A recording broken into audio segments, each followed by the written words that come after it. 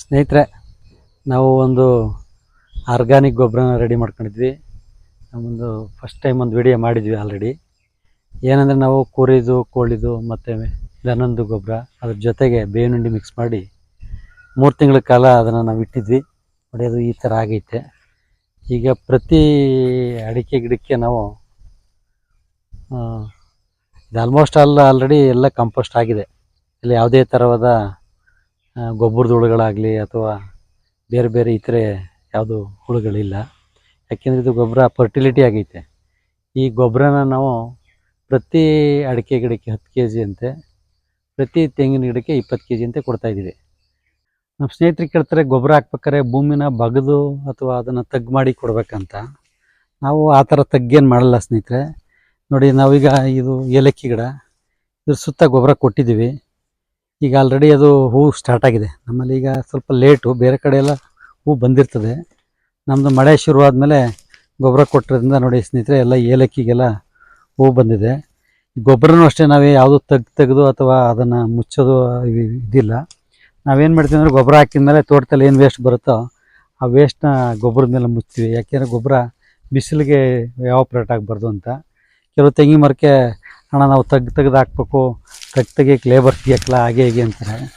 ದಯಮಾಡಿ ನಿಮ್ಮಲ್ಲಿ ನೀರಿನ ವ್ಯವಸ್ಥೆ ಇದ್ದರೆ, ನೀರು ಚೆನ್ನಾಗಿದ್ದರೆ ತೆಗಿಯೋ ಅವಶ್ಯಕತೆ ಇಲ್ಲ. ತೇವಾಂಶ ಮೇಂಟೈನ್ ಮಾಡಬೇಕು, ಬಿಸಿಲಲ್ಲಿ ಡ್ರೈ ಆಗಬಾರ್ದು ಅಷ್ಟೇ. ಗೊಬ್ಬರ ಈ ಥರ ಅಲ್ಲಲ್ಲೇ ಹಾಕ್ತೀವಿ.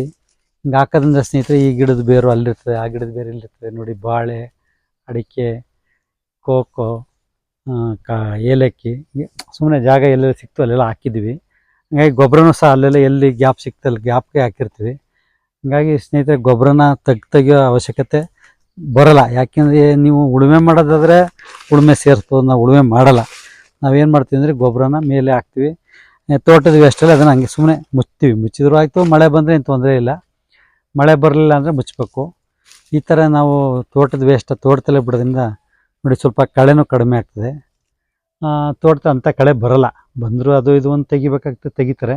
ನೋಡಿ, ಏಲಕ್ಕಿ ಕ್ಲೀನ್ ಮಾಡಬೇಕು, ಐತೆ ಕ್ಲೀನ್ ಮಾಡಿದರೆ ಆ ವೇಸ್ಟ್ ಈ ಕಡೆ ಹಾಕಿದ್ದು, ಈ ವೇಸ್ಟ್ ಆ ಕಡೆ ಹಾಕಿ ತೋಟನ ಹಂಗೆ ನಾವೇನು ಮಾಡ್ತೀವಿ ಅಂದರೆ ಮಲ್ಚ್ ಮಾಡ್ಕೊಂಡು ಹೋಗ್ತೀವಿ. ಮಲ್ಚಿಂಗ್ ಅಂದರೆ ಏನು ಅಂತ ಕೇಳಿದ್ರು ಸ್ನೇಹಿತರೆ. ಮಲ್ಚಿಂಗ್ ಅಂದರೆ ಆ ತೋಟದಲ್ಲಿರೋವಂಥ ವೇಸ್ಟ್ನ ತೋಟದಲ್ಲೇ ಬಿಡೋಕ್ಕೆ ಮಲ್ಚಿಂಗ್ ಅಂತ ಹೇಳ್ತೀವಿ. ನಾವು ಇದನ್ನು ತೆಗೆದು ಹೊರಗಡೆ ಹಾಕಿ ಸುಡೋದ್ರ ಬದಲ ನೋಡಿ, ಗಿಡ ಕಸ ಎಲ್ಲ ತೆಗೆದು ಇಲ್ಲೇ ಹಾಕ್ತೀವಿ, ಇಲ್ಲೇ ಮುಚ್ತೀವಿ. ನೋಡಿ, ತೆಗ್ಗಿದ್ರೆ ತೆಗ್ಗೊಳಗಡೆ ಕಸ ಹಾಕಿದ್ವಿ, ಇಲ್ಲೇನಂತ ಕಳೆ ಬರೋಲ್ಲ. ಹಾಗಾಗಿ ಸ್ನೇಹಿತರೆ, ನೀವು ಗೊಬ್ಬರನ ನಾವು ಇದು ಏನಲ್ಲಿ ಮಿಕ್ಸ್ ಮಾಡಿ ಇಟ್ಟಿದ್ವಿ, ಅದೆಲ್ಲ ಲಾಸ್ಟ್ ವೀಡಿಯೋದಲ್ಲಿ ಹೇಳಿದ್ದೀನಿ. ಯಾಕೆಂದರೆ ಈ ಗೊಬ್ಬರನ ತುಂಬ ದುಬಾರಿ ಖರ್ಚಾಗ್ತದೆ. ನಾವು ಸೀಮೆ ಗೊಬ್ಬರ ಹಾಕಿಷ್ಟು ಖರ್ಚು ಆಗುತ್ತೇನೋ ಗೊತ್ತಿಲ್ಲ, ಬಟ್ ಅಷ್ಟು ಖರ್ಚು ಬರುತ್ತೆ. ಬಟ್ ಇದು ನಮಗೆ ಆ ಥರ ಈಲ್ಡು ಕೊಡುತ್ತೆ. ಎಲ್ಲ ಗಿಡಗಳಿಗೆ ಸಮಾನಾಂತರವಾಗಿ ಪೋಷಕಾಂಶ ಸಿಗೋದ್ರಿಂದ ತೆಂಗು, ಅಡಿಕೆ ಎಲ್ಲ ಒಂದು ಆವ್ರೇಜು ಬೆಳೆಗಳು ಬರ್ತವೆ. ಹಾಗಾಗಿ ನೀವು ಎಲ್ಲ ಗಿಡಗಳಿಗೂ ಗೊಬ್ಬರ ಕೊಡಬೇಕು. ಆ ಗಿಡಕ್ಕೆ ಕೊಟ್ಟಿದ್ದು ಎಲ್ಲ ಗಿಡ ತೆಗೆಂತವೆ. ಬುಡಕ್ಕೆ ಕೊಡಬೇಕು ಅನ್ನೋದೊಂದು ಕಾನ್ಸೆಪ್ಟ್ ಇಲ್ಲ ನಮ್ಮಲ್ಲಿ. ಯಾಕೆಂದರೆ ತೋಟಕ್ಕೆ ಎಲ್ಲಿ ಕೊಟ್ಟರು ಆ ಬುಡದ ಬೇರಲ್ಲಿರ್ತವೆ. ಕೆಲವು ಗಿಡ ಏಲಕ್ಕಿ ಅಂತ ಗಿಡಗಳಿಗೆ ಸ್ವಲ್ಪ ಬುಡಕ್ಕೆ ಕೊಡಬೇಕಾಗ್ತದೆ. ಇವಕ್ಕೇನು ಬುಡಕ್ಕೆ ಕೊಡೋ ಅವಶ್ಯಕತೆ ಇಲ್ಲ ಸ್ನೇಹಿತರೆ.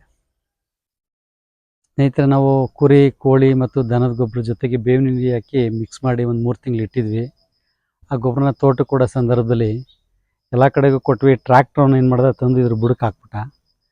ಅದು ಒಂದು 2-3 ದಿನ ಲೇಟಾಗಿ ಗೊಬ್ಬರನ ನಾವು ಬೇರೆ ಗಿಡಗಳಲ್ಲಿ ಲಿಫ್ಟ್ ಮಾಡಿದೋ.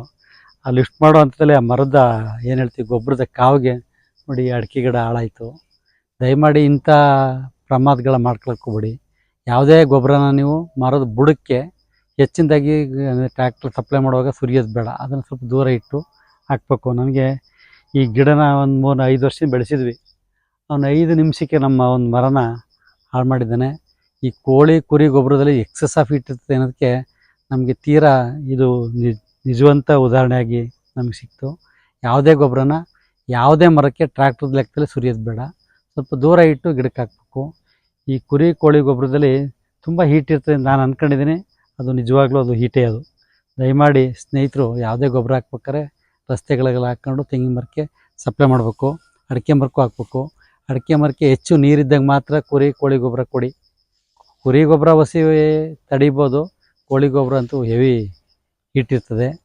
ಅದ್ರ ಜೊತೆಗೆ ನೀವು ಸ್ವಲ್ಪ ಅದನ್ನು ತಂದು ಸ್ವಲ್ಪ ಡ್ರೈ ಮಾಡಿ ಹಾಕೋದು ತುಂಬ ಸೂಕ್ತ. ಯಾಕೆಂದರೆ ಅವರು ಈ ಫಾರಮಿಂದ ಹೊರಗೆ ತೆಗೆದ ತಕ್ಷಣ ಅದರಲ್ಲಿ ಇನ್ನೂ ಹೀಟ್ ಜನ್ರೇಟ್ ಆಗ್ತಾ ಇರ್ತದೆ. ಹೆವಿ ಹೀಟ್ ಇರೋದ್ರಿಂದ ಅದು ಮರದ ಬುಡಕ್ಕೆ ಹಾಕಿದರೆ ಆ ಮರನೇ ಸ್ವಲ್ಪ ಏನು ಹೇಳಿ ವೀಕ್ ಆಗೋದು ಅಥವಾ ಅರಳು ಉದ್ರೋದು, ಗೊಬ್ಬರ ಹಾಕಿ ಅರಳು ಉದುರಿಸ್ದಂಗೆ ಆಗ್ತದೆ ನಾವು. ಹಾಗಾಗಿ ಕುರಿ ಕೋಳಿ ಗೊಬ್ಬರ ಹಾಕೋ ಟೈಮಲ್ಲಿ ಒಳ್ಳೆ ನೀರಿರೋ ಸಂದರ್ಭ ನೋಡಿ ಹಾಕಿ. ನೀರು ತಕ್ಷಣಕ್ಕೆ ನೀರು ಕೊಡಬೇಕು. ಯಾಕೆಂತಂದರೆ ಗೊಬ್ಬರ ಹಾಕಿ ನೀರು ಕಡಿಮೆ ಆಯಿತು ಅಂದರೆ ಅದು ಎಕ್ಸಸ್ ಆಫ್ ಹೀಟರಿಂದ ಅರಳೆಲ್ಲ ಉದುರೋಗುತ್ತೆ ಅಂತ ನಾನು ಈ ಮೂಲಕ